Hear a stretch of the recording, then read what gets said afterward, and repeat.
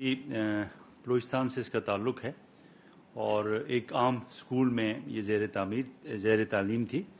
اور والد صاحب کا انتقال ہو گیا اور گورنمنٹ کی پینشن پہ یہ گزارا کر رہے ہیں اور اسی چیز کو ایکسپلائٹ کیا گیا اور ان کو ہمدردی جتا کے اور ان کو اپنے اس کے اندر لایا گیا۔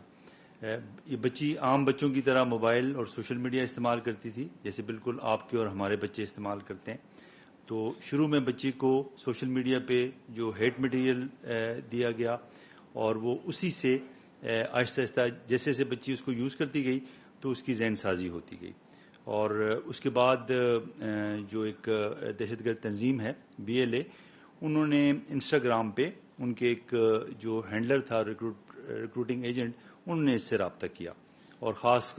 لنکس بھیجتا گیا، اسپیچز، باقی چیزیں اور ایون لٹریچر تک اس کو بھیجا گیا اور اسی طرح وہ ہمدردی اور اس کو اپنے فولڈ میں اس نے لیا اور ایک واٹس ایپ گروپ میں بھی شامل کیا۔ واٹس ایپ گروپ میں مزید اس کو مواد آتا رہا، مزید چیزیں انہوں نے اس کی بھیجتی رہیں اور آہستہ آہستہ انہوں نے اسٹیٹ کے اگینسٹ جو مواد ہے وہ انہوں نے اس کو دینا شروع کیا اور وہ اس نے اس کو استعمال کرتی رہی اور اس کو یہ انہوں نے باور کرایا کہ آپ کو ایک بڑے مقصد کے لیے ہم استعمال کرنا چاہتے ہیں، آپ کو بڑی کام آپ سے لینا چاہتے ہیں۔